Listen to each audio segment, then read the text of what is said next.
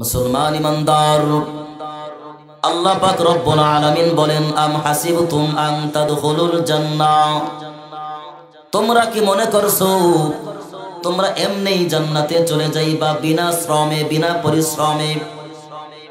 ওয়ালাম্মা ইয়াতিকুম মাসালুল লাযীনা খালাউ মিন ক্বাবলিকুম, অথচ তোমাদের সামনে তোমাদের পূর্বে যারা চলে গেছে তাদের মতো অবস্থা এখনো পর্যন্ত তোমাদের সামনে আসে নাই। এর আগেই তোমরা এমনি জান্নাতে চলে যাইবা না। তোমরা কি জানো তাদের অবস্থা কেমন হয়েছিল? আল্লাহ পাক রব্বুল আলামিন বলেন, মাসাতহুমুল বাসা ওয়াদ-দাররা, তাদেরকে কঠিন অভাব অনটন এবং কঠিন অবস্থা তারা সম্মুখীন হয়েছিল, অনেক বিপদে পড়েছিল, ওয়াজুলজিলু এবং পদস্খলন হয়েছিল, তারা কম্পন হয়েছিল, তারা ভয় পেয়ে গেছিল, না জানি জীবন চলে যায়, না জানি ঈমান চলে যায়, এমন কম্পিত অবস্থায় তারা দুনিয়ার মধ্যে জীবন যাপন করে গেছে। এরপরেও তারা ঈমানকে নষ্ট করে নাই, ঈমানকে ধ্বংস করে নাই, ঈমানকে বিক্রি করে নাই। শত বিপদ আপদ এবং শত কষ্টের মাঝে তারা ঈমানকে বিক্রি করে নাই বলে জীবন চলে গেছে। এরপরে আল্লাহর নাম জবান দিয়ে উচ্চারণ করে আল্লাহর দরবারে চলে গেছে। মুসলমান ইমানদার, আল্লাহ পাক রব্বুল আলামিন এই আয়াতের মধ্যে বলেন, এমন কি হাত্তা ইয়াকুলার রাসূলু ওয়াল্লাযীনা আমানু মাহু মাতা নাসরুল্লাহ, এমন কি আমার পয়গম্বর এবং সাহাবায়ে কেরাম পর্যন্ত বারবার আল্লাহর কাছে দরখাস্ত করেছে, আল্লাহ মাতা নাসরুল্লাহ, বলে তোমার সাহায্য কবে আসবে, তোমার সাহায্য কবে আসবে। সাহায্য চাইছেন আল্লাহ পাক রব্বুল আলামিন, তাদেরকে অচিরেই সাহায্যের জন্য ওয়াদা করছেন।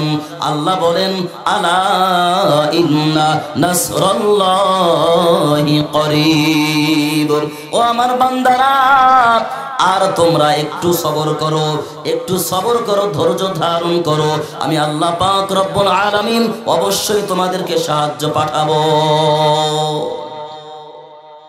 এই যে আয়াত, এই আয়াতটা হলো খন্দকের যুদ্ধে সাহাবায়ে কেরাম যেই পরিমাণ কষ্ট করেছেন, ওই কষ্টের সময় সাহাবায়ে কেরাম আল্লাহ পাকের কাছে বারবার হাত উত্তোলন করে বলছিলেন, আল্লাহ তোমার সাহায্য কবে আসবে, তোমার সাহায্য কবে আসবে।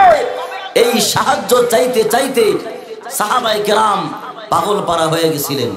ভাইয়ারা আমার, আল্লাহর পয়গম্বর সাল্লাল্লাহু আলাইহি ওয়াসাল্লাম নিজ হাতে কোদাল দিয়া খন্দক করতেছেন, সাহাবায়ে কেরাম খন্দক খুঁড়তেছেন। আল্লাহর পয়গম্বর 3 দিন পর্যন্ত খায় না, 3 দিন পর্যন্ত অনাহারে কাটাইতেছেন। আল্লাহর পয়গম্বর পেটের মধ্যে পাথর বাঁধছেন, সাহাবায়ে কেরাম ক্লান্ত হয়ে গেছেন। আল্লাহর পয়গম্বরের কাছে আসছেন, পয়গম্বর আর পারি না, আমাদের পেটের মধ্যে পাথর বাঁধলাম, দেখেন 3 দিন পর্যন্ত আমরা না খাইয়া আমরা খন্দক খুঁড়তেছি, খন্দক খনন করতেছি। খন্দক মানে হলো খাল, আমরা খাল খনন করতেছি। ও পয়গম্বর তাকায় দেখেন আমাদের পেটের মধ্যে পাথর, আর সহ্য করতে পারি না। আল্লাহর পয়গম্বর সান্ত্বনা দিবেন এমন কোন ভাষা পয়গম্বরের জানা নাই। কারণ কি দিয়ে সান্ত্বনা দিবেন? আল্লাহর পয়গম্বর নিজেই ক্ষুধার্ত অবস্থায় কাটাইতেছেন। মুসলমান ইমানদার, আল্লাহর পয়গম্বর কোনো কিছু না পাইয়া নিজের জামা উল্টাইয়া সাহাবায়ে কেরামদেরকে দেখাইলেন, ও সাহাবায়ে কেরাম, তোমরা আমার পেটের দিকে তাকায় দেখো, তোমরা পাথর বাঁধছো একটা, আর আমি পাথর বাঁধলাম দুইটা। 3 দিন পর্যন্ত না খাওয়া। ভালো করে বোঝেন, মাটি কাটার কষ্ট কম না বেশি? কেমন বেশি? মারাত্মক কষ্ট মাটি কাটা। এই মাটি কাটার কষ্ট তারা সহ্য করছেন 3 দিন পর্যন্ত অনাহারে, কিছুই তাদের পেটের মধ্যে যায় নাই। এমন কঠিন অবস্থা। আল্লাহ পাক রব্বুল আলামিন ক্ষুধা দিয়ে আমাদেরকে পরীক্ষা নেবেন। তবে সবার পরীক্ষা এক না। ওরে মুসলমান, আম্বিয়া কেরাম তাদের পরীক্ষা এক না, সাহাবায়ে কেরাম তাদের পরীক্ষা এক না, উলামায়ে কেরাম তাদের পরীক্ষা এক না, সাধারণ জনগণ তাদের পরীক্ষা কিন্তু এক না। আম্বিয়া কেরামদেরকে আল্লাহ পাক রব্বুল আলামিন যেই পরীক্ষা নিয়েছেন, ওই পরীক্ষা যদি সাহাবায়ে কেরামদের থেকে নিতেন, সাহাবায়ে কেরাম ময়দানের মধ্যে টিকতেন না। ওরে মুসলমান, সাহাবায়ে কেরামদের থেকে আল্লাহ পাক রব্বুল আলামিন যেই পরীক্ষা নিয়েছেন, ওই পরীক্ষা যদি উলামায়ে কেরাম থেকে নিতেন, উলামায়ে কেরাম ময়দানে টিকতেন না। এবং উলামায়ে কেরাম থেকে যেই পরীক্ষা আল্লাহ পাক রব্বুল আলামিন নিয়েছেন, ওই পরীক্ষা যদি সাধারণ জনগণ, সাধারণ পাবলিক থেকে নেয়, তাহলে সাধারণ জনগণ এই পরীক্ষার ময়দানে টিকতে পারবে না।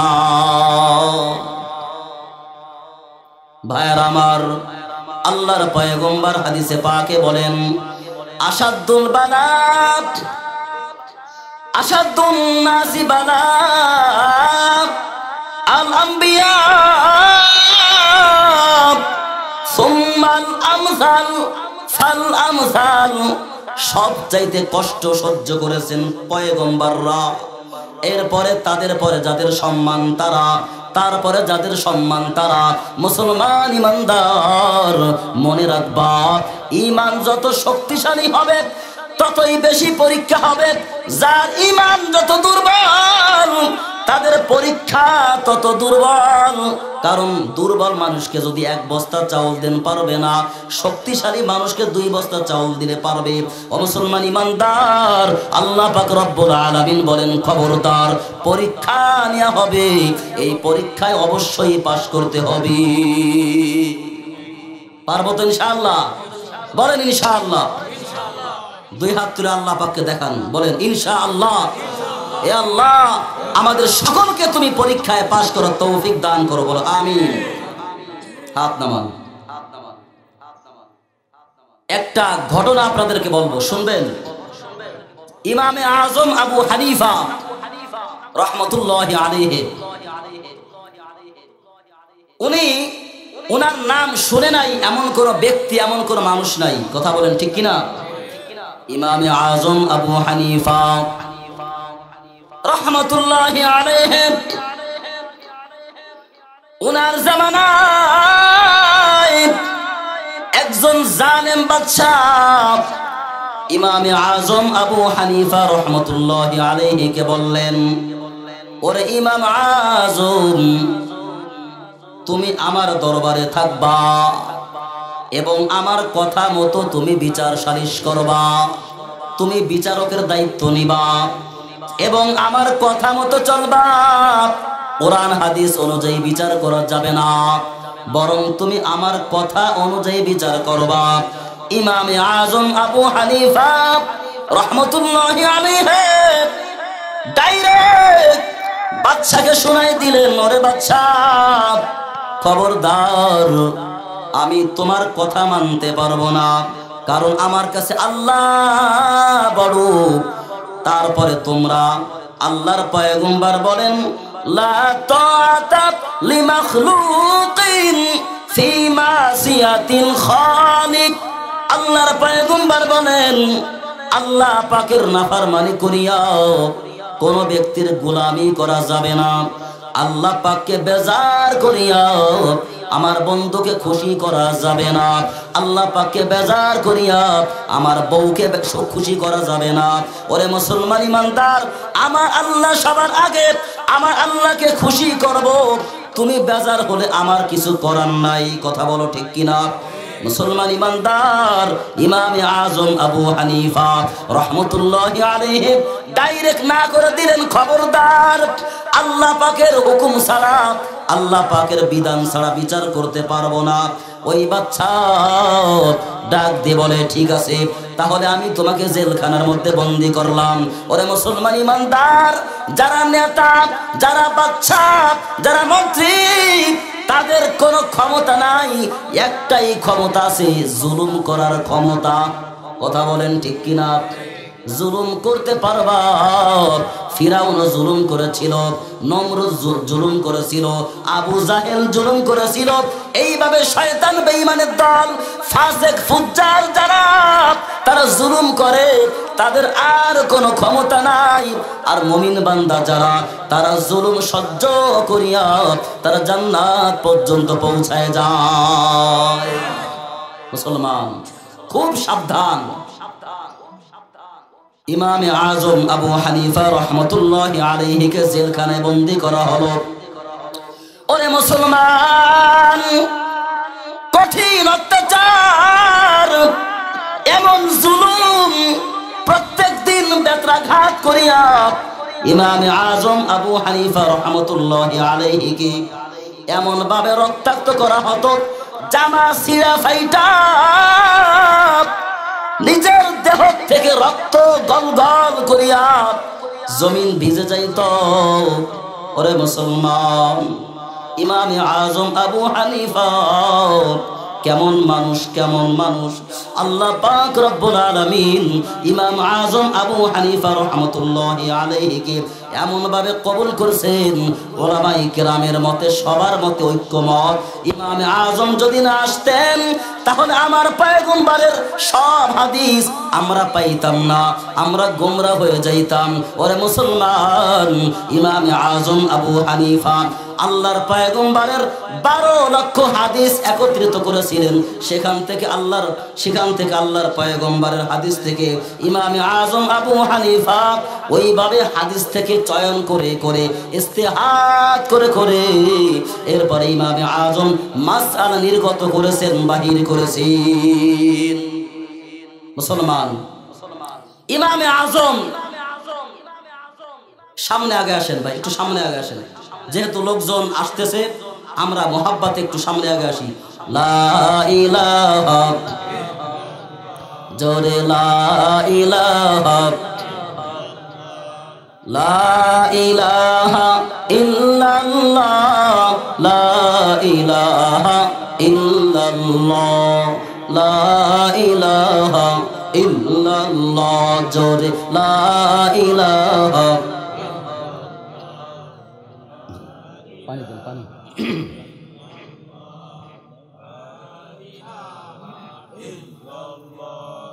লা ইলাহা ইল্লাল্লাহ, লা ইলাহা ইল্লাল্লাহ, জোরে লা ইলাহা, লা ইলাহা ইল্লাল্লাহ, লা ইলাহা ইল্লাল্লাহ, লা ইলাহা।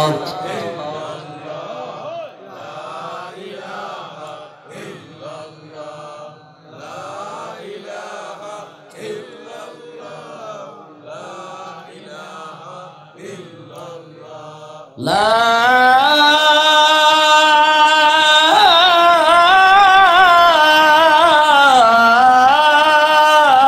ইলাহা ইল্লাল্লাহু মুহাম্মাদুর রাসূলুল্লাহ।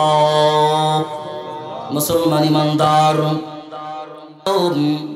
আবু হানিফা রহমতুল্লাহি আলাইহি জেলখানায় বন্দী আছেন। এমত অবস্থায় একজন লোক তাকে জিজ্ঞাসা করলো, ওরে ইমাম আজম, তোমার কি একটু কষ্ট হয় না? তুমি জেলখানায় আছো বন্দি, তোমার কি কোনো রকম কষ্ট লাগে না? তুমি কেন বাচ্চার কথা মেনে নাও না? তুমি একটু মেনে নাও, তুমি বাচ্চার কথা মেনে নাও, তোমার এত কষ্ট দরকার নাই। ইমামে আজম ডাক দে বলেন, ওরে ভাই, আমার মনে কোনো কষ্ট নাই।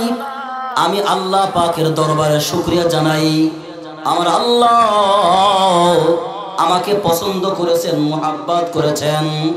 এই জন্য আল্লাহর জন্য, ইসলামের জন্য আমি এই কষ্ট সহ্য করতেছি, কোনো সমস্যা নাই।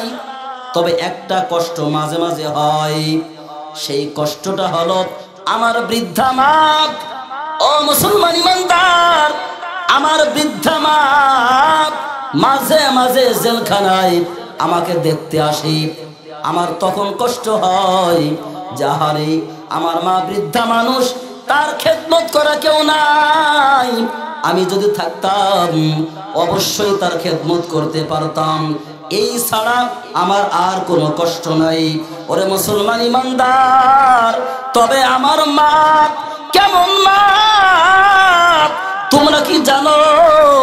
আমার মা শক্ত মা, আমার মা কষ্ট দেখা বলে, খবরদার ওরে ইমাম আজম আবু হানিফা, খবরদার, যত কষ্ট তোমাকে দেয়া হোক না কেন, তুমি এই দ্বীনের রাস্তা থেকে সরে দাঁড়াইবা না।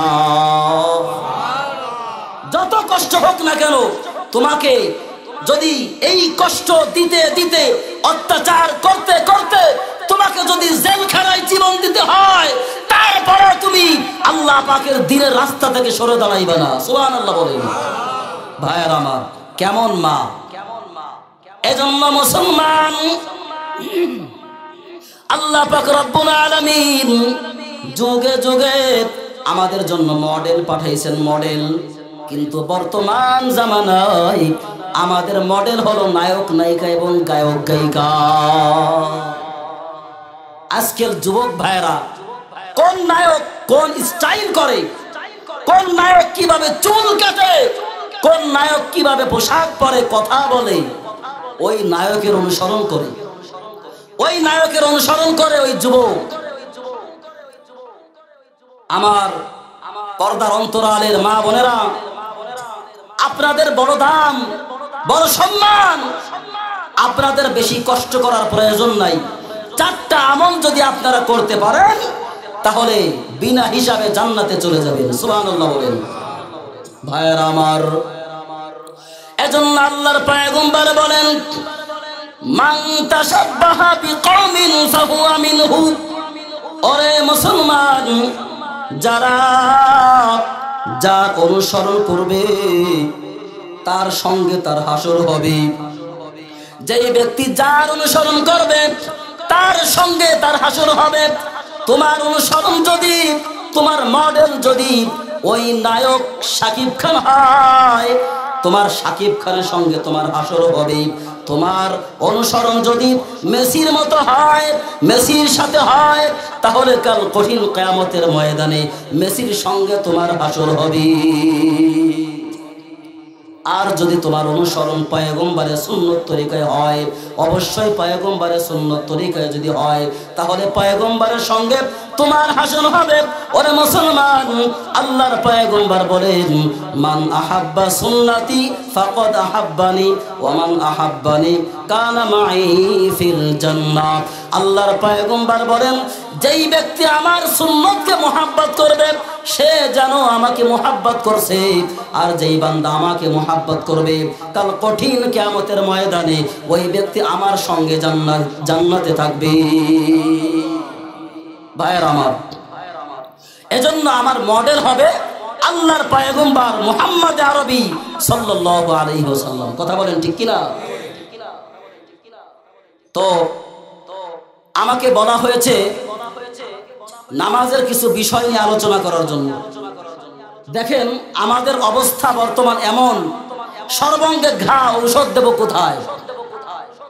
আমাদের লেনদেন ঠিক নাই, আমাদের জবান ঠিক নাই, আমাদের ঈমান ঠিক নাই, আমাদের নামাজ ঠিক নাই, আমাদের পর্দা ঠিক নাই, আমাদের তারপরে সুন্নতের আমলের কোনো ঠিক নাই, আমাদের ব্যবহারের কোনো ঠিক নাই। আমরা এমন ভাবে আমরা জীবন যাপন করতেছি, কেমন যেন মনে হয় আমরা মুসলমান না, আমরা ভিন্ন জাতি যেইভাবে জীবন যাপন করে আমরা ওইভাবে ঠান্ডা মাথায় জীবন যাপন করতেছি। ঠিক কিনা জোরে বলেন? ভাইয়ের আমার, আল্লাহর পয়গম্বর সাল্লাল্লাহু আলাইহি ওয়াসাল্লাম আমার মা বোনদেরকে ছোট্ট কিছু আমল দিয়েছেন। ওরে মুসলমান, আল্লাহর পয়গম্বর বলেন, ইদা সাল্লাতিল মারআতু খামসাহা ওয়া সামাত শাহরাহা ওয়া হাফিযাত ফারজাহা ওয়া আতাআত যাওজাহা। এই চারটা আমল আমার মা বোনদেরকে দেয়া হলো।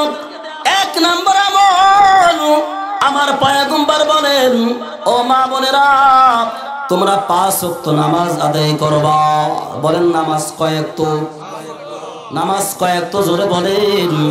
নামাজ 5 ওয়াক্ত। 1 নম্বরে ফজর, বলেন 1 নম্বরে কি? ফজর। 2 নম্বরে যোহর, 3 নম্বরে আসর, 4 নম্বরে মাগরিব এবং 5 নম্বর ঈশার নামাজ। এই 5 ওয়াক্ত নামাজ যদি কোন ব্যক্তি 5 ওয়াক্ত নামাজ যদি আদায় করে, আল্লাহ পাক রব্বুল আলামিন তাকে 50 ওয়াক্ত নামাজের সওয়াব দান করবে। 5 ওয়াক্ত নামাজ পড়লে 50 ওয়াক্ত নামাজের সওয়াব। সুবহানাল্লাহ। এইরকম দাতা আর কেউ আছে দুনিয়ায় ভাই? এইরকম দাতা আর কেউ নাই, আর কেউ নাই। আল্লাহকে দিলের মধ্যে ঢোকান। ওই নায়ক নায়িকা, গায়ক গায়িকা 24 ঘন্টা আমরা মোবাইল নিয়ে পড়ে থাকি। ধ্বংস হয়ে গেল আমাদের জীবন, আমাদের জীবন যৌবন, আমাদের ভবিষ্যৎ, আমাদের পারিবারিক শান্তি, আমাদের ভবিষ্যতের আলো সব অন্ধকার হয়ে গেছে। ঠিক কিনা জোরে বলেন? ভাইয়ের আমার, মোবাইল, ইহুদি খ্রিস্টানরা তো এই চক্রান্ত করছিল। মোবাইল দিয়ে কিভাবে মুসলমানের ঈমান নষ্ট করা যায়, তারা তো সফল কাম হয়ে গেছে। তারা সফল কাম হয়ে গেছে, তাদের উদ্দেশ্য সফল হয়ে গেছে। আগে আমরা দেখতাম যুবকরা একসঙ্গে একটু আড্ডা দিত, খেলাধুলা করত বা কিছু করত। এখন একসাথে হয় ঠিক আছে, কিন্তু প্রত্যেকের হাতে হাতে মোবাইল, সব হাতে হাতে মোবাইল নিয়ে ব্যস্ত। কি দেখে আল্লাহই ভালো জানে। ল্যাংটা ছবি, উলঙ্গ ছবি, নাটক, কৌতুক, সিনেমা, টিকটক, এরপরে আরো কত আকাম কুকাম আছে, তার কোনো ঠিক নাই। জোরে বলেন ঠিক কিনা? ভাইয়ের আমার, আল্লাহর হস্তে বলে যাই, আমি মুফতি মিরাজুল ইসলাম, খবরদার মোবাইলের পাল্লায় পড়েন না। মোবাইল আপনার জীবন শেষ করে ফেলবে। আপনার কারণে আপনার স্ত্রী নষ্ট হবে, আপনার কারণে আপনার সন্তান নষ্ট হবে, এই আপনার কারণে আপনার পুরা ফ্যামিলি ধ্বংস হয়ে যাবে এই মোবাইলের কারণে। ঠিক কিনা জোরে বলেন? গতকাল দেখলাম ভিডিও, দেবরের সঙ্গে পরকিয়া করে 8 বছরের মেয়েটাকে জবাই করে হত্যা করে ফেললো। দেবরের সঙ্গে পরকিয়া করে 8 বছরের মেয়েটাকে সাজাইয়া গুছাইয়া কইতেছে, ল তোকে বেড়াইতে নিয়ে যাব তোর মামার বাড়ি। রাস্তায় এক জায়গা চিপার মধ্যে ফালাইয়া দেবর এবং সে, এই 2 লোক মিলিয়া, মহিলা এবং তার দেবর মিলিয়া বাচ্চাটাকে জবাই করে ফেলল। অহরহ ঘটতেছে এই ঘটনা। ভাইয়েরা আমার, এই যত পরকিয়া, যত প্রেম ভালোবাসা, যত আকাম কুকাম, যত উল্টা পাল্টা, যত চরিত্র নষ্ট, সব এই মোবাইলের কারণে হয়েছে। ঠিক কিনা জোরে বলেন? খবরদার, ঈমানকে আপনি নষ্ট করেন না। আপনি কি জানেন আপনার ঈমানের দাম কত? ভাইয়েরা আমার, কাল কঠিন কিয়ামতের ময়দান যখন কায়েম হবে, আল্লাহ পাক রব্বুল আলামিন জান্নাতি বান্দাকে জান্নাত দিয়ে দিবেন এবং জাহান্নামীদেরকে জাহান্নামে দিয়ে দিবেন। লক্ষ লক্ষ বছর পার হয়ে যাবে।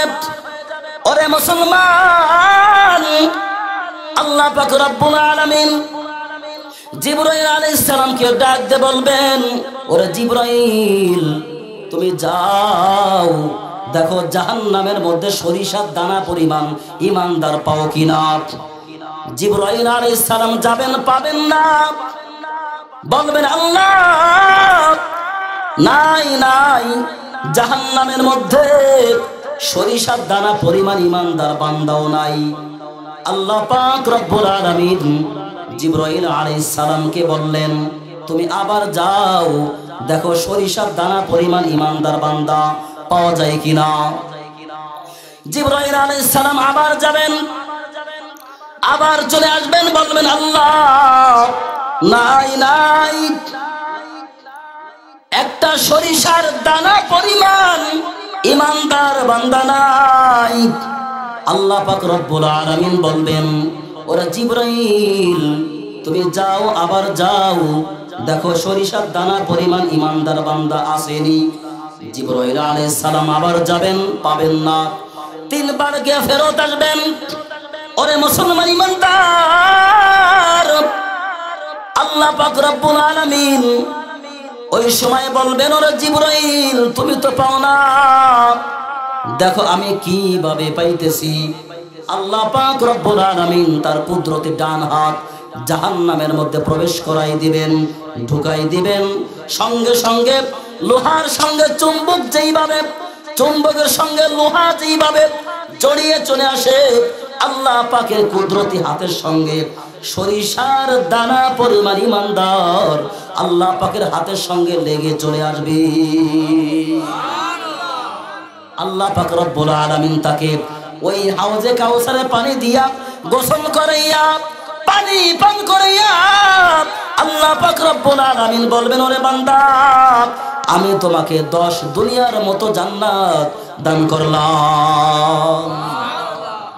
ভাইরা আমার, সর্বপ্রথম জান্নাতে যাবে আমাদের নবী, বিশ্ব নবী, আখেরি পয়গম্বর মুহাম্মদ আরবি সাল্লাল্লাহু আলাইহি সাল্লাম। সুবহানাল্লাহ বলেন।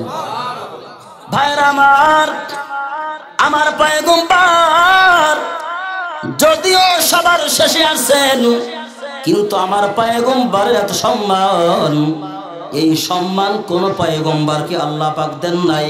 কারণ আমার পয়গম্বরের ওসিলায় পুরা পৃথিবী আল্লাহ তাআলা সৃষ্টি করেছে। ভাইরা আমার, আমার পয়গম্বর সবার আগে জান্নাতে যাবেন। আল্লাহর পয়গম্বর হাদিসে পাকের মধ্যে বলেন, সর্বপ্রথম জান্নাতে আমি যাব এবং জান্নাতের দরজায় আমি করাঘাত করব। আমাকে বলা হবে তুমি কে? আমি বলবো আনা মুহাম্মদ, আমি মুহাম্মদ। দারোয়ান বলবে, কি ব্যাপার আপনি মুহাম্মদ? আপনার জন্যই তো আমি এতদিন অপেক্ষা করতেছি। বলে কিভাবে? ওই ফেরেশতা ডাক দিয়ে বলে, ওগো পয়গম্বর, আল্লাহ পাক রব্বুল আলামিন যেদিন থেকে জান্নাত বানাইছেন, ওই দিন থেকে দরজা বানাইয়া আমাকে দরজার দারোয়ান বানাইছেন এবং বলছেন, ওরে ফেরেশতা খবরদার, আমার পয়গম্বর ছাড়া অন্য কেউ যেন জান্নাতে আগে না ঢুকে যায়, তুমি পাহারা দিবা। ওই দিন থেকে আমি পাহারা দিতেছি, যাতে করে আপনি ছাড়া অন্য কেউ জান্নাতে আগে যাইতে না পারে। আপনি আসেন, মারহাবান তাইয়্যিবা, শুভাগমন আপনার জন্য, আপনি আসেন। ভাইয়ার আমার, আমার পয়গম্বর জান্নাতে প্রবেশ করবেন। এরপরে প্রবেশ করবেন হযরত আবু বকর সিদ্দিক। সুবহানাল্লাহ বলেন। ভাইয়ার আমার, ওরে মুসলমান, মহিলাদের জান্নাতের সর্দারী হবেন হযরত ফাতেমাতুজ জোহরা। এই ঘোষণার পর আল্লাহর পয়গম্বর বললেন, ওরে ফাতেমা, তুমি কি জানো তোমার আগে একজন মহিলা জান্নাতে প্রবেশ করবে? সুবহানাল্লাহ। ফাতেমাতুজ জোহরা বলেন, ওরে আব্বা জান, কি ব্যাপার? আগে নেতা তারপরে কর্মী, কিন্তু এ দেখি আমি তো নেতা, আমি তো জান্নাতের সর্দারিনী, আমার আগে কি করে ওই মহিলা জান্নাতে যাবে? তখন পয়গম্বর বলতেছেন তুমি যাও, তুমি যাও, গিয়া দেখো ওই মহিলা একজন কাঠুরিয়ার স্ত্রী, কাঠুরিয়ার স্ত্রী একজন মহিলা। ওই মহিলা তোমার আগে জান্নাতে যাবে। কিভাবে যাবে? তুমি থাকবা উটের পিঠে সওয়ার হইয়া বাহনে, তোমার রশি ধইরা ওই মহিলা জামিলা তোমার আগে জান্নাতে পৌঁছে যাবে। সুবহানাল্লাহ। ভাইরা আমার, হযরতে ফাতেমাতুজ জোহরা ওই কাঠুরিয়ার বাড়িতে গেলেন। যাওয়ার পর ডাক দিলেন, আমি ফাতেমা, বিশ্ব নবীর কন্যা, বিশ্ব নবীর কলিজার টুকরা ফাতেমাতুজ জোহরা। তখন ওই মহিলা ডাক দিয়ে বলতেছেন, আপনি হতে পারেন ফাতেমা বিশ্ব নবীর কলিজা, কিন্তু আমার স্বামীর আগে না, আমার স্বামীর থেকে অনুমতি নেওয়া ছাড়া তোমার সঙ্গে দেখা করতে পারবো না, তুমি চলে যাও। ফাতেমাতুজ জোহরা চলে গেলেন। পরের দিন ওই কাঠুরিয়ার স্ত্রী বলতেছে, আমি অনুমতি নিয়ে রাখবো, তুমি আগামীকাল আসবা। মুসলমান ইমানদার ফাতেমাতুজ জোহরা রাদিয়াল্লাহু আনহা চলে গেলেন। পরের দিন হাসান রাদিয়াল্লাহু তাআলা আনহুকে সাথে নিয়ে আসলেন। এরপরে ওই মহিলা ডাক দিয়ে বলে, তোমার সাথেও ডাকে। তখন বলতেছে, আমার সন্তান হাসান। তখন বলতেছে, দেখো আমি তোমার সঙ্গে দেখা করার অনুমতি রেখেছি, কিন্তু তোমার সন্তানের সঙ্গে দেখা করার অনুমতি আমি নেই নাই, তুমি চলে যাও। ফাতেমাতুজ জোহরা চলে গেলেন। ভাইয়ার আমার, এইভাবে তৃতীয় দিন ফাতেমাতুজ জোহরা হযরত হুসাইন রাদিয়াল্লাহু তাআলা আনহুকে সাথে নিয়ে আসলেন। স্ত্রী, কাঠুরিয়ার স্ত্রী বলতেছে যে আমি তোমার সঙ্গে এবং হাসান তার সঙ্গে দেখা করার অনুমতি রেখেছি, কিন্তু হুসাইনের সঙ্গে দেখা করার অনুমতি আমি নেই নাই, অতএব তুমি আগামীকাল আসবে। চতুর্থবার ফাতেমাতুজ জোহরা দেখা করলেন।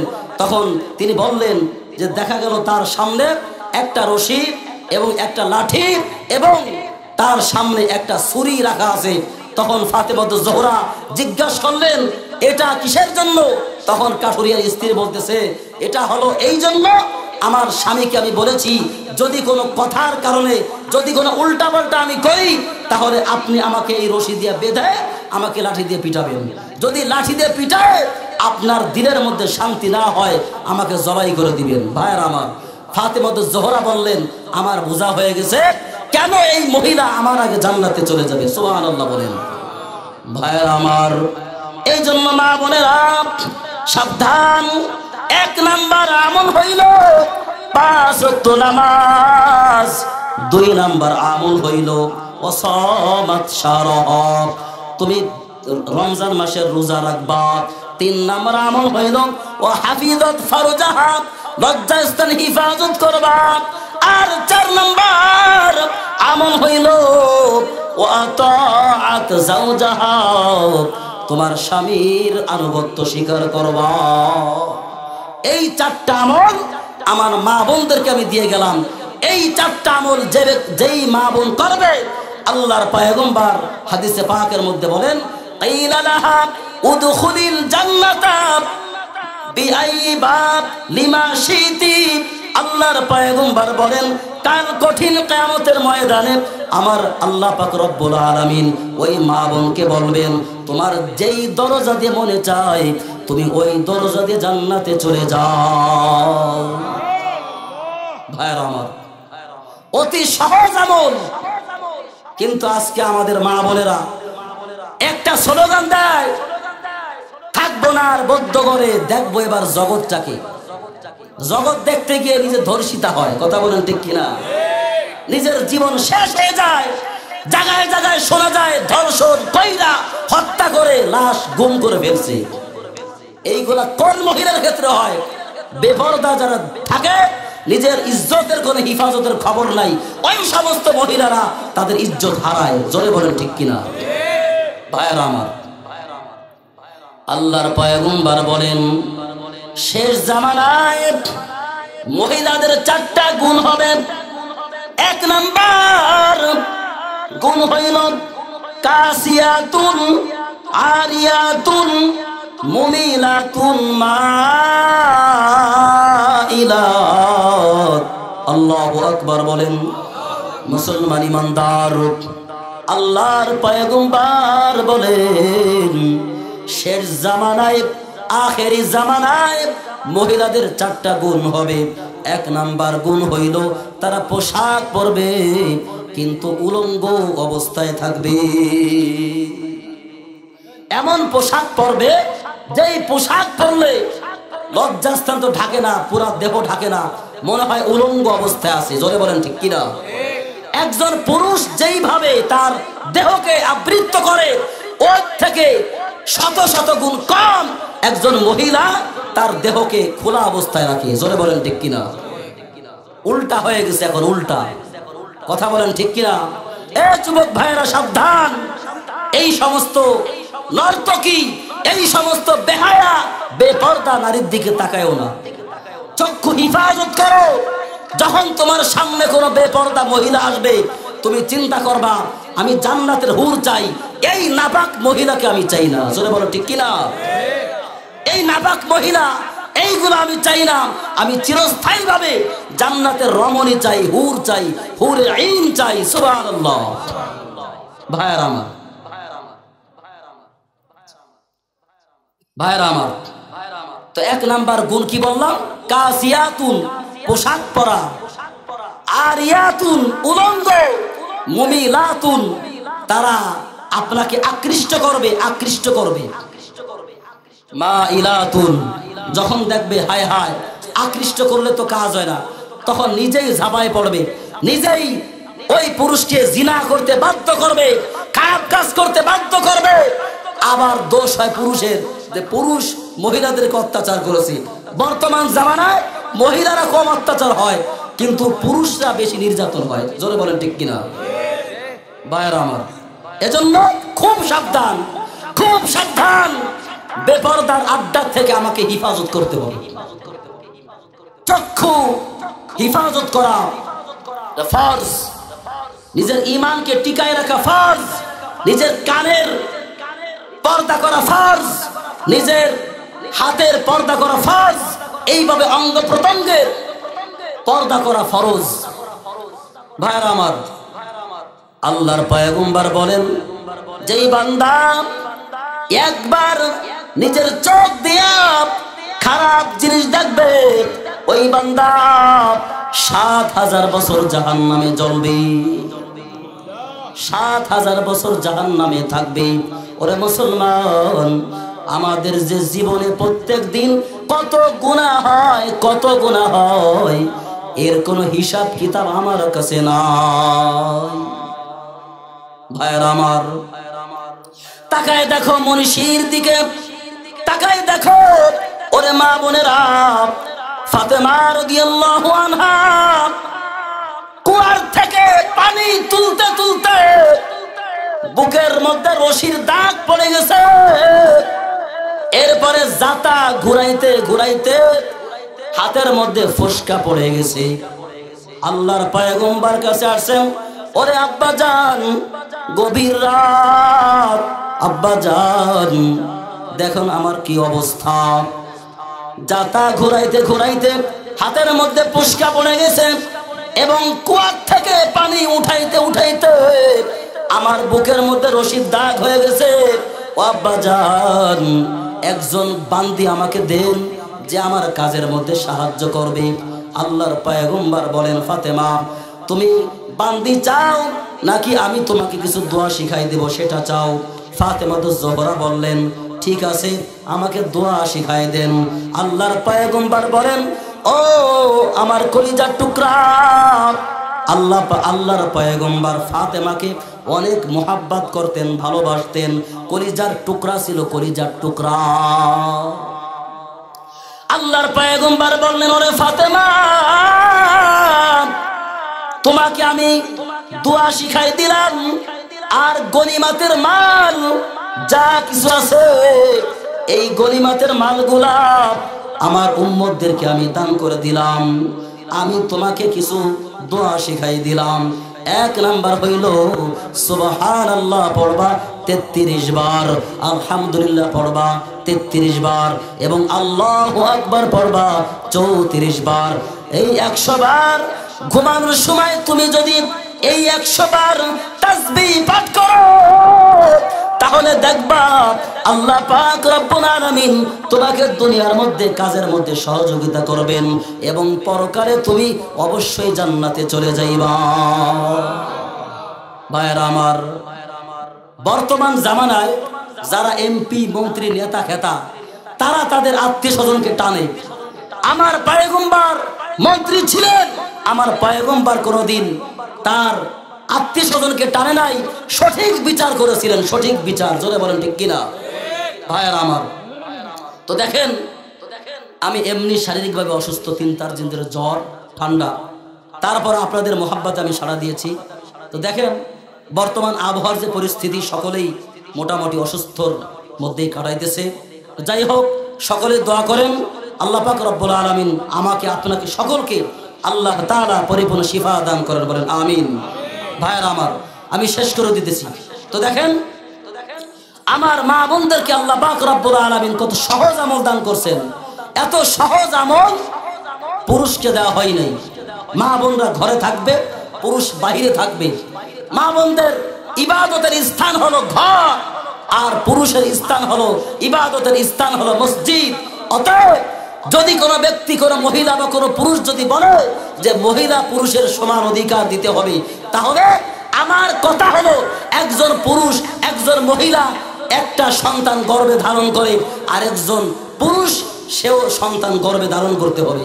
পারবে? কথা বলেন, পারবে? একজন পুরুষ দাঁড়িয়ে পেশাব করতে পারে তার প্রয়োজন অনুসারে, মহিলা পারবে? কথা বলেন, পারবে? পারবে না। আল্লাহ পাক সৃষ্টিগতভাবে মহিলার পুরুষকে ভিন্ন বানাইছেন, মহিলার পুরুষকে ভিন্ন বানাইছেন। অতএব সমান অধিকার দাবি করা এটা মূর্খের আলামত, মূর্খের আলামত, জাহেলের আলামত। ঠিক কিনা জোরে বলেন ভাইরা আমার? অতএব সব জায়গায় সমান অধিকার চাইও না, জামানায় পড়বা, মহা মুসিবতে পড়বা। এজন্য সমান অধিকার আল্লাহ পাক কি বোঝেন না? আল্লাহ পাক জানেন না যে মহিলা পুরুষের সমান অধিকার দেওয়া দরকার? আল্লাহ পাক বোঝেন না ভাইরা আমার? এজন্য খুব সাবধান, খুব সাবধান। হারাম হালাল, জায়েজ না জায়েজ, কোনটা হক কোনটা বাতিল, কোনটা জায়েজ কোনটা না জায়েজ, এইগুলো আমাকে যাচাই বাছাই করতে হবে, যাচাই বাছাই করতে হবে। পাইলাম আর জম্মের খাওয়া খাইলাম, এটা মুসলমানের কাজ না। পাইলাম আর খাইলাম, এটা মুসলমানের কাজ না। ভাইরা আমার, আল্লাহর পয়গম্বর বলেন লা ইয়াদখুলুল জান্নাতা জাসাদুন গুযিয়া বিল হারাম। খবরদার, হারাম বক্ষণকারী যেই ব্যক্তি হারাম খাইয়া যেই দেহ বানাইছে, ওই দেহ জাহান্নামে যাবে, জান্নাতে প্রবেশ করবে না। ওরে মুসলমান, কাল কঠিন কিয়ামতের ময়দান যখন কায়েম হবে, আল্লাহ পাক রব্বুল আলামিন কোনো বিচার করবেন না। আল্লাহ পাক রাগ, আল্লাহ পাক রব্বুল আলামিন এমন ভাবে রাগান্বিত হইয়া আমার আল্লাহ কোনো কথা বলবেন না। রাগান্বিত হইয়া আল্লাহ পাক রব্বুল আলামিন একটা কথাই বলবেন, লিমানিল মুলকুল ইয়াউম লিল্লাহিল ওয়াহিদিল কাহ্হার। আজকে রাজত্ব কার? আমি একমাত্র, আমি আল্লাহর। ওরে মুসলমান, আল্লাহ পাক বিচার কায়েম করবেন না। আল্লাহ তাআলা সমস্ত মানুষকে উলঙ্গ অবস্থায় দাঁড় করে রাখবেন 50,000 বছর। 50,000 বছর মানুষ উপরের দিকে তাকায় থাকবে উলঙ্গ অবস্থা, এবং মাথার উপরে এক বিগত মাথার উপরে সূর্য উঠবে। ওরে মুসলমান, একটা সূর্যের মুখ হবে 12টা, সূর্যের মুখ হবে 12টা, সহিহ হাদিসের মধ্যে আসছে। আর এক বিঘত মাথার উপরে থাকবে, মাথার ঘিলু টকবাক করতে থাকবে। একমাত্র ওই ব্যক্তি নাজাত পাবে যেই ব্যক্তি 5 ওয়াক্ত নামাজ ঠিক রাখছে এবং ঈমানকে ঠিক রাখছে। ওই ব্যক্তি আমার আল্লাহ পাকের আরশের নিচে ছায়া পাবে। সুবহানাল্লাহ বলেন। ভাইরা আমার, আল্লাহর পয়গম্বর ঘোষণা করলেন, ওরে আমার সাহাবীরা, আল্লাহ তাআলা 70,000 মুসলমানকে কাল কঠিন কিয়ামতের ময়দানে বিনা হিসাবে জান্নাত দান করবেন। সুবহানাল্লাহ বলেন। ওরে মুসলমান, সাহাবায়ে কেরাম হযরত ওমর জিজ্ঞেস করলেন, পয়গম্বর আপনি কি আল্লাহ পাকের কাছে চাইছেন নাকি আল্লাহ পাক দিছেন? আমার পয়গম্বর বললেন, না, আমি চাই নাই, আল্লাহ পাক রব্বুল আলামিন আমাকে নিজেই দান করছেন। সুবহানাল্লাহ বলেন। ওই সময় ওমর ফারুক রাদিয়াল্লাহু আনহু ডাক দিয়ে বললেন, ও পয়গম্বর, আপনাকে যেহেতু আল্লাহ তাআলা ইচ্ছা করেই দান করছেন, আপনি তো চান নাই, আপনি দরখাস্ত করেন নাই, তাহলে কেন আপনি বেশি চাইলেন না? আপনি চাইতে পারতেন, আল্লাহ বিনা হিসাবে জান্নাতের সংখ্যা বাড়ায় দাও। ওরে মুসলমান, আল্লাহর পয়গম্বর ডাক দিয়ে বললেন, ওরে ওমর, আমি জানি তুমি এই কথা জিজ্ঞাসা করবা, আমি সাথে সাথে আল্লাহ পাকের কাছে দরখাস্ত করলাম, ওরে আল্লাহ, তুমি যেহেতু বিনা হিসাবে 70,000 দান করছো, তুমি আরো বাড়ায় দাও। আল্লাহর পয়গম্বরের দরখাস্ত আল্লাহ তাআলা কবুল করলেন।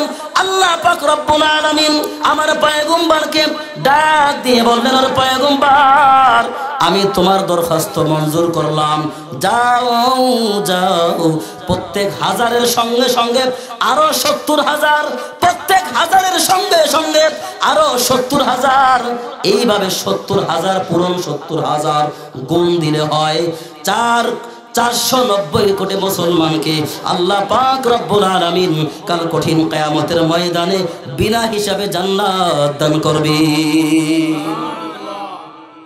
সেই জান্নাতি কারা? যাদেরকে আল্লাহ পাক ডান হাতে আমলনামা দিবেন। সুবহানাল্লাহ বলেন।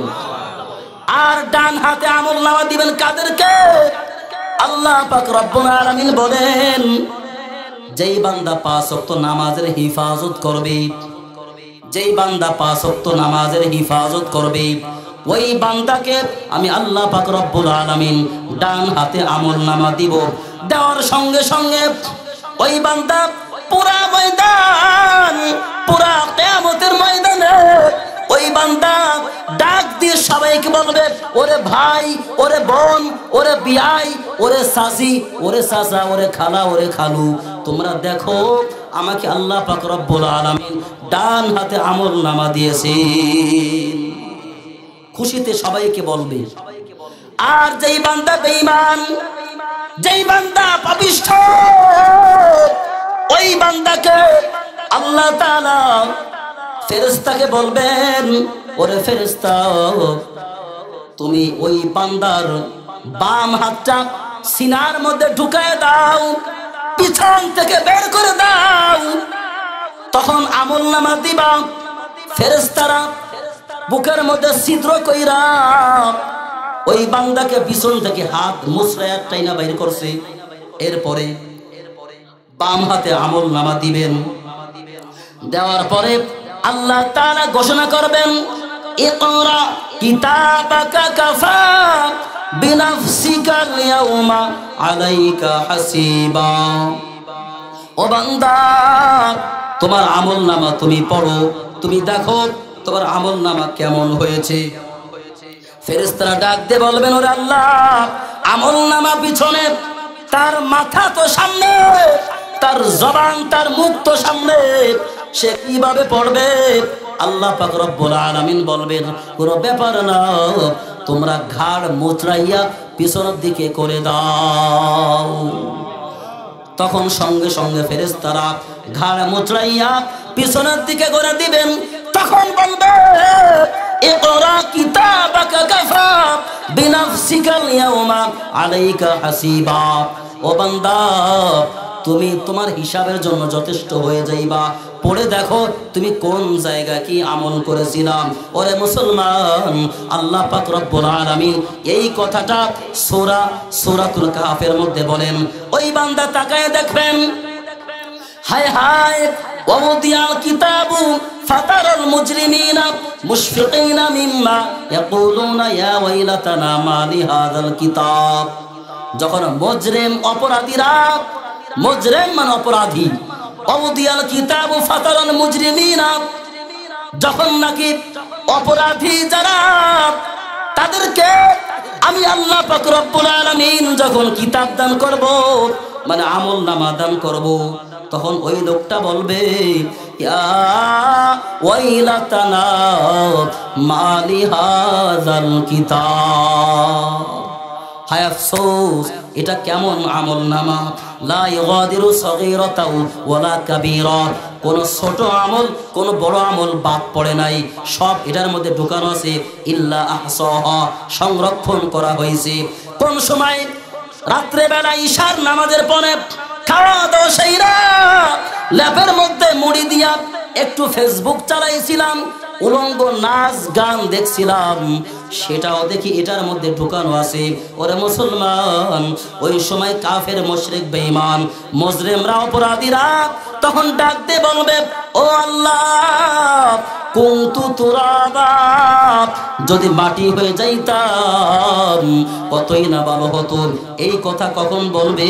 যখন নাকি আল্লাহ পাক রব্বুল আলামিন সমস্ত মাখলুকাতকে, অর্থাৎ হাঁস মুরগি গরু ছাগল ভেড়া বকরি যত মাখলুক আছে, মানব জাতি এবং জিন জাতি ছাড়া পৃথিবীর মধ্যে যত মাখলুকাত আল্লাহ পাক রব্বুল আলামিন সৃষ্টি করেছেন, সমস্ত মাখলুকাতকে আল্লাহ পাক রব্বুল আলামিন ডাক দিয়ে বলবেন, ওরে মরক, তোমাকে ওই মরকটা একটা বেশি ঠোকর দিয়েছিল, যাও তুমি তাকে ঠোকর দাও। ওই ঠোকর দিবে, এরপরে একটা গরুকে বলবে, ও গরু তুমি যাও, ওই গরুকে তুমি একটা বেশি গোতা দিয়ে দাও, কারণ দুনিয়ার মধ্যে ওই গরুটা তোমাকে গোতা দিয়েছিল। এইভাবে আল্লাহ পাক রব্বুল আলামিন সমান সমান বিচার করে দিবেন। দেওয়ার পরে আল্লাহ তাআলা ডাক দিয়ে বলবেন, কুনু তুরাবা, ও মাখলুকাত, ও জীব জানোয়ার, তোমরা মাটি হয়ে যাও। সঙ্গে সঙ্গে সবার সামনে ওই মাখলুকাত গুলা, কীট পতঙ্গ গুলা, হাইওয়ান জানোয়ার গুলা সব মাটি হয়ে যাবে। তাদের কোনো হিসাব শেষ, জান্নাতও নাই জাহান্নামও নাই। এই কঠিন অবস্থায় তখন কাফের মুশরিকরা দেখবে, হায় হায়, এই আমল নামা নিয়ে তো আমার জাহান্নাম ছাড়া আর কোনো রাস্তা নাই।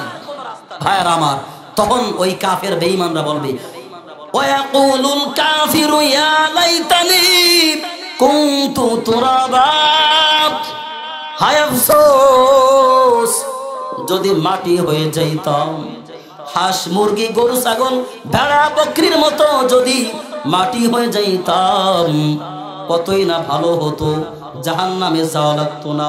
ওরে মুসলমান, আল্লাহ পাক রব্বুল আলামিন জাহান্নামের মধ্যে এমন শাস্তি রাখছেন, এমন শাস্তি রাখছেন, আল্লাহর পয়গম্বর বলেন, দুনিয়ার মধ্যে যেই আগুনকে আল্লাহ তাআলা দিয়েছেন, এই আগুনকে জাহান্নামের আগুন থেকে আনা হয়েছে, তবে 70 গুণ কম তাপ দিয়া, 70 বার ধোঁয়া দিয়া, 70 গুণ কম তাপ দিয়া দুনিয়ার মধ্যে পাঠাইছেন। দুনিয়ার আগুন লাল আর জাহান্নামের আগুন হবে কালো অন্ধকার। ওরে মুসলমান, জাহান্নামের মধ্যে আযাব সহ্য করা যাবে না। এজন্য আল্লাহ পাক রব্বুল আলামিন বলেন, জাহান্নামের একজন জাহান্নামীদের চামড়া হবে 126 ইঞ্চি মোটা। ওরে মুসলমান, এক কাঁধ থেকে আরেকটা কাঁধ এইভাবে উহুদ পাহাড় পরিমাণ লম্বা হবে। ওরে মুসলমান, আল্লাহ পাক রব্বুল আলামিন কোরআনে কারীমের মধ্যে বলেন, হযরত হাসান বসরি, কুল্লামা নাদিজাত জুলুদুহুম বাদদালনাহুম জুলুদান গায়রাহা লিয়াযুকুল আযাব। আল্লাহ পাক রব্বুল আলামিন বলেন, যখন নাকি তাদের চামড়া পুড়ে ছাই হয়ে যাবে, এরপরে আমি আবার নতুন চামড়া দিব, আবার যখন চামড়া পুড়ে ছাই হয়ে যাবে, আবার নতুন চামড়া দেওয়া হবে। হযরত হাসান বসরি রাহমাতুল্লাহি আলাইহি এই আয়াতের তাফসীরের মধ্যে লিখেন, একজন জাহান্নামীকে প্রত্যেক দিন 1000 চামড়া বদল করা হবে, 1000 চামড়া বদল করা হবে। ভাইরা আমার, আমাদের মতো মানুষের জাহান্নামের আযাব সহ্য করা সম্ভব না। যাই হোক, আল্লাহ পাক রব্বুল আলামিন এতক্ষণ পর্যন্ত যে কথাগুলো বললাম, আমাদের সকলকে সুন্দরভাবে বুঝে আমল করার তৌফিক দান করেন, আমিন। আমার মা বোনরা যারা পর্দার অন্তরালে আছেন, আপনাদেরকে আমি বিনীত অনুরোধ করব, যে 4টি আমল আপনাকে আমি দান করলাম। 1 নাম্বার হলো, আমার পয়গম্বর ঘোষণা করেছেন নামাজ, 5 ওয়াক্ত নামাজ। 2 নাম্বার, আমাকে আমল করতে হবে ওয়াতাআত যাওজাহা, স্বামীর আনুগত্য স্বীকার করতে হবে। খবরদার, স্বামীর সঙ্গে তর্ক করা যাবে না, ঝগড়া করা যাবে না, স্বামীর নাফরমানি করা যাবে না। আল্লাহর পয়গম্বর মেরাজে গিয়েছিলেন, দেখেন মহিলারা জাহান্নামে বেশি। কারা জাহান্নামে বেশি? মহিলারা জাহান্নামে বেশি। তো পয়গম্বর জিজ্ঞাসা করেন ব্যাপারটা, কারণ হলো দুইটা। একটা কারণ হলো মহিলারা স্বামীর নাফরমানি করে বেশি, আর আরেকটা কারণ হলো মহিলারা বদদুয়া করে বেশি। এই দুইটা কারণে মহিলারা বেশি জাহান্নামে যাবে। ভাইরা আমার, পর্দার অন্তরালের মা বোনেরা, আপনাদেরকে 4টা আমল দেওয়া হলো। 1 নাম্বার নামাজ, 2 নাম্বারে আপনার সতীত্ব হিফাজত করতে হবে, 3 নাম্বারে স্বামীর আনুগত্য স্বীকার করতে হবে, আর 4 নাম্বারে রমজানের রোজা রাখতে হবে। এই 4টা আমল করলে কাল কঠিন কিয়ামতের ময়দানে জান্নাতের 8টা দরজার যে কোনো দরজা দিয়ে আপনি প্রবেশ করতে পারবেন। সুবহানাল্লাহ। ঢাকা মাহফিল, সুস্থ সমাজ গড়ার বিপ্লবী চেতনায়।